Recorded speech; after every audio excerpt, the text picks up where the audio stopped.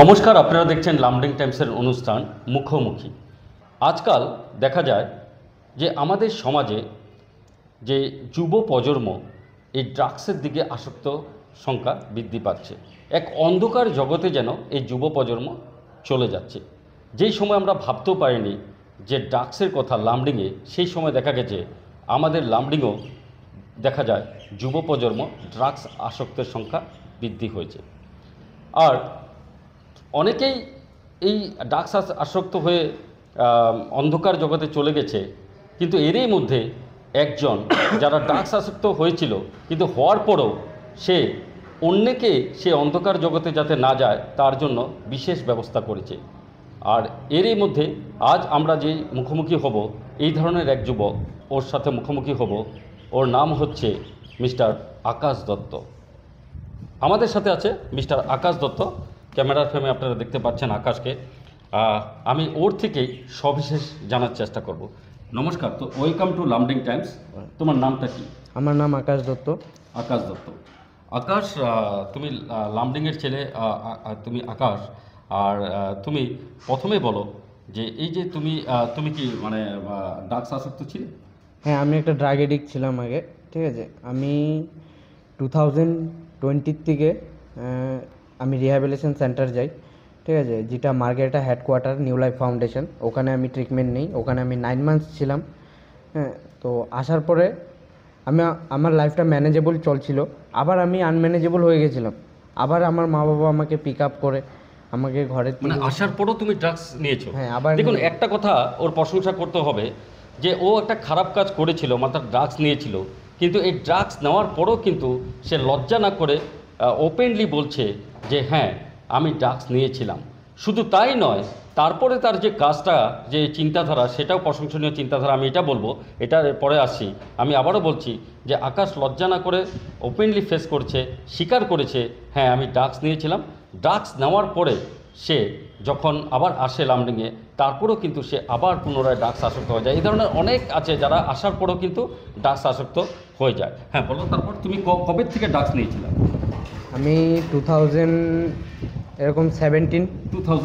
হ্যাঁ। আচ্ছা, কেউ নাম বলতে হবে না অ্যাকচুয়ালি। এই যে নেশাটার প্রতি তুমি কিভাবে মানে করেছিল, কে করেছিল, নাম বলতে হবে না, কিন্তু কি ধরনের? ম্যাক্সিমাম তো বন্ধু বান্ধবরা। হ্যাঁ, জাস্ট ফর ফ্রেন্ড সার্কেল।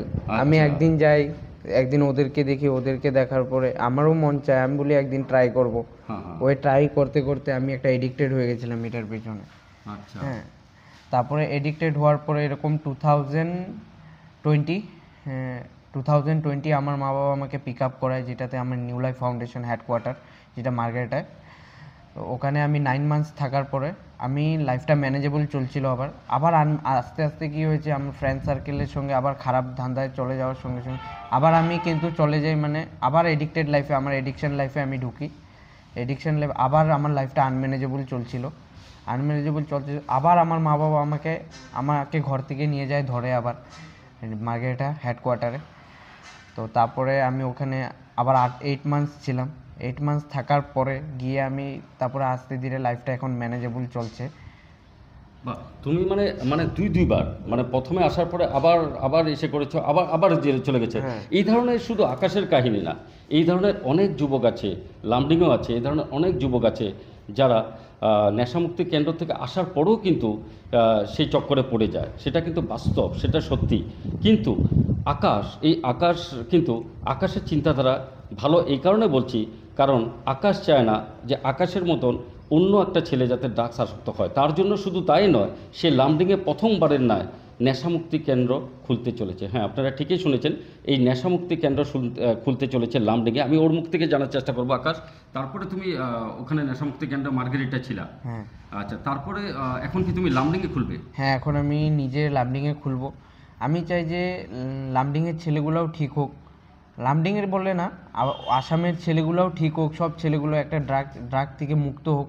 কেন তুমি কেন চাচ্ছ? কারণ তুমি তো এই জগতে চলে গেছিলে, অন্ধকার জগতের ড্রাগসে, কিন্তু এখন তুমিই বলছো যে যাতে রিকোয়েস্ট করছো সবাইকে যাতে ড্রাগস না খায়, রাইট? মানে আমি বলবো যে যাদের ছেলেমেয়েরা এখন ড্রাগস নিচ্ছে বা কিছু খারাপ নেশা করছে, কেন কি আমরাও জানি, আমরা এই জায়গাটা আমরা পার করে এসেছি না, তো আমরাও জানি যে আমি তো ঘরের একটা জিনিস নেই যেটা খারাপ করিনি। আমি আমি এরকম একটা এডিকশন লাইফে ছিলাম না, আমি ঘর থেকে চুর করতেও রাজি হয়েছিলাম। বাহ, কি বলো, নিজের বাড়ির জিনিস চুরি করে হ্যাঁ, কখনো? নিজের বাড়ির জিনিস চুরি করে আমি সব কিছু বিক্রি করে দিয়েছিলাম একদম। ও মাই গড, মানে লাগবেই ড্রাগস? হ্যাঁ, লাগবেই আমার। ও মাই গড। দেখুন, যারা শুনছেন শুনুন, সেই মা বাবার ফিলিংটা বুঝুন, যে সেই মা বাবা যার ছেলে এরকম হয়ে যাচ্ছে বা হচ্ছে, সেই মা বাবার মনের যে দুঃখ একটু রিয়েলাইজ করুন। আর অভিভাবকরা যারা দেখছেন, আশা করি এই অনুষ্ঠানটা দেখছেন, তারাও হয়তো ভাববেন যে সত্যি যে কী ধরনের এক পরিস্থিতি, যে ছেলেকে কন্ট্রোল করা যায় না, যে ছেলে বাড়ির জিনিসপত্র লাগলে বিক্রি করে দেবে কিন্তু ড্রাগস নেবে, এই ধরনের এক পরিস্থিতি। তাই আকাশ চাচ্ছে এই ধরনের যাতে কেউ আর ড্রাগস না নেয়, লামডিংয়ের না, সমস্ত জায়গায় যুব প্রজন্মের কাছে আকাশের এই অনুরোধ। আমার আমার অনুরোধটা হলো যে আমরা লামডিংকে চাই যে আমরা ড্রাগস থেকে মুক্ত করতে। দারুণ দারুণ। ড্রাগস থেকে, আর লামডিং বলে কথা নয়, আমরা পুরো আসামের সব জায়গায় চাই যে ড্রাগস থেকে মুক্ত হোক। কারণ কি জাস্ট আমরা এই অনুষ্ঠানের মাধ্যমে আমরা লামডিং আরক্ষীকেও আমরা ধন্যবাদ দেব, কারণ বিভিন্ন সময় লামডিং আরক্ষী অভিযান চালিয়ে যারা ড্রাগস নিচ্ছে তাদেরকে আটক করেছে। শুধু তাই নয়, এমনও দেখা গেছে যে তাদেরকে বিভিন্ন নেশামুক্তি কেন্দ্রে কিন্তু লামডিং আরক্ষী পাঠিয়েছিল। ঠিক আছে। আর আরও একটা কথা বলি, এই ধরনের অভিভাবক আমরা পেয়েছি যে অভিভাবকরা নিজের মানে বাচ্চাকে অর্থাৎ নিজের সন্তানকে থানায় গিয়ে নেশামুক্তি কেন্দ্র পাঠানোর জন্য অনুরোধ করেছে, কারণ এই অন্ধকার জগৎ থেকে মুক্তির যে চেষ্টা করছে। আচ্ছা, ট্রিটমেন্টের প্রসেসটা কি? যদিও আমরা নেশামুক্তি কেন্দ্র জানি, কিন্তু ওখানে কিভাবে কি হয়, প্রথম পর্যায়ে কি হয়, দ্বিতীয় পর্যায়ে কি হয়, একটু বলবেন নাকি আমাদের? ওর মাইন্ডটা যখন আমরা একটা রিহ্যাবিলিটেশন সেন্টারে যাই না ফার্স্টে, তো ওর মাইন্ডটা ফুল নেগেটিভ চলে, ফুল অন নেগেটিভ। 24 আওয়ার্সের মধ্যে 1 মিনিট পজিটিভ আসে, বাকি ফুল নেগেটিভ মারে। আচ্ছা। কেন কি ও চাবে না, ওর এখন নেশাটা এখনো ছাড়েনি ভালো মতো, ওর মাইন্ডটা নেগেটিভ চলবেই। কেন কি আমরা একটা ভালো রাস্তায় যেতে গেলে আমাদের নিজের মনটাকেও মানাতে হবে যে হ্যাঁ আমরা ভালো জায়গায় যাব। রাইট রাইট রাইট, মানে ওর মাইন্ডটা নেগেটিভ হয়ে যায়। হ্যাঁ, ওর মাইন্ডটা এখানে ঢোকার সঙ্গে সঙ্গে ফুল অন নেগেটিভ চলবে, ওই নেগেটিভটাকেই আমরা পজিটিভে নেব ওকে। বাহ, দারুণ।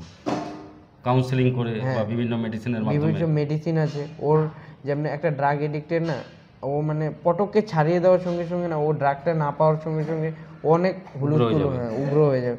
ওটাকে আমরা মেডিসিন দেবো, মেডিসিন দিয়ে ওর শরীরটাকে ঠিক করব।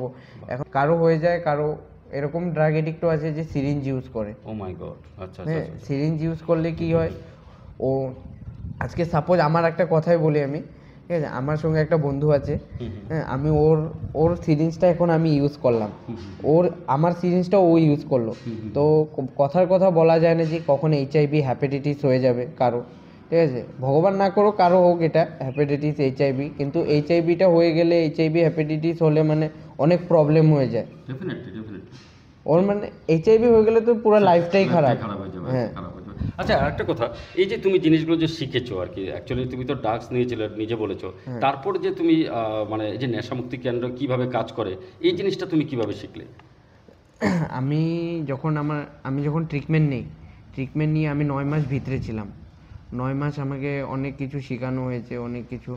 তারপরে আমি বাইরে বেরোই, তারপরে ওদের সঙ্গে থাকি, ওদের সঙ্গে থাকতে থাকতে যেমন ওদের সঙ্গে থাকার সময় আমি পিক আপ যাই, অন্য ছেলেদেরকেও আমি ধরতে যাই। আচ্ছা। ওদের ঘর থেকে ফোন আসলে আমরা ধরতে যাই, আমরা ধরে কোন জায়গায় ছিল? মার্কেটাতে। আচ্ছা আচ্ছা আচ্ছা আচ্ছা আচ্ছা। তারভাবে ওভাবে থেকে থেকে তুমি শিখেছো আর হ্যাঁ, কি। থেকে শিখেছি। আমরা আশা করব, যারা আমরা এই প্রোগ্রামের উদ্দেশ্য যেটা, সেটা মাধ্যমে সবাইকে অনুরোধ করব, যারা নেশা করছো বর্তমানে লুকিয়ে, নেশাটা ছেড়ে দাও, এই নেশার থেকে দূরে থাকো। কারণ আমরা চাই শুধু লামডিং না, সমাজকে নেশামুক্ত করার জন্য। ভিডিওটা লাইকস কমেন্ট শেয়ার করবেন। আর আশা করি আকাশের এই স্বপ্ন যে ও নিজে যে জগৎ থেকে এসেছে, সেই জগতে যাতে অন্য ছেলেরা না যায়, অর্থাৎ ড্রাগস যাতে না নেয়, তার জন্য আকাশের এই চিন্তাধারার জন্য আকাশকেও আমি অনেক ধন্যবাদ জানাচ্ছি। হ্যাঁ, আর শুভকামনা জানাচ্ছি যে তোমার যে উদ্দেশ্য সেটা সাকসেস হোক। তুমি লামডিং টাইমসের শেষ করার আগে আমাদের দর্শকদেরকে কী অনুরোধ করবে? আমি একটা জিনিসই অনুরোধ করব যে যারা ছেলেমেয়েরা নেশা করছে, যারা মা বাবাকে অনেক প্রবলেম করছে ঘরে, তো জাস্ট আমি একটা জিনিস চাবো, নেশাটা ছাড়ানোর জন্য অনেক জায়গায় ট্রিটমেন্ট আছে, ঠিক আছে, আরও অনেক রিহ্যাবিলিটেশন সেন্টার আছে, যেমন গুয়াহাটি, মার্কেটা, আপার আসাম দিকেও আছে, লোয়ার আসামও আছে অনেক। তুমি কন্ট্যাক্ট করো, আমার সঙ্গে করো বা অন্য সঙ্গে করো, আমি অলওয়েজ রাজি আছি 24/7 হেল্প। ধন্যবাদ আকাশ আমাদের সময় দেওয়ার জন্য। আর একটা কথা আমি বারবার বলছি যে হ্যাঁ, আকাশকে এই কারণে আমার ভালো লেগেছে, কারণ সে নিজে স্বীকার করেছে যে আমি নেশা করতাম, আর আমি চাই না ভবিষ্যতে কেউ নেশা করো। শুধু তাই নয়, সাথে সাথে সে লামডিংয়ের প্রথম নেশামুক্তি কেন্দ্র খুলতে চলেছে, যার মাধ্যমে যারা এটার আসক্ত হয়ে গেছে, এডিক্ট হয়ে গেছে, তাদেরকে ট্রিটমেন্টের মাধ্যমে যাতে ওরা ভবিষ্যতে এই নেশার থেকে দূরে সরতে পারে তার চেষ্টা করবে। শুভকামনা রইল আকাশ। ভিডিওটা লাইক, কমেন্ট, শেয়ার করবেন, সকলের কাছে পৌঁছে দেবেন। ধন্যবাদ।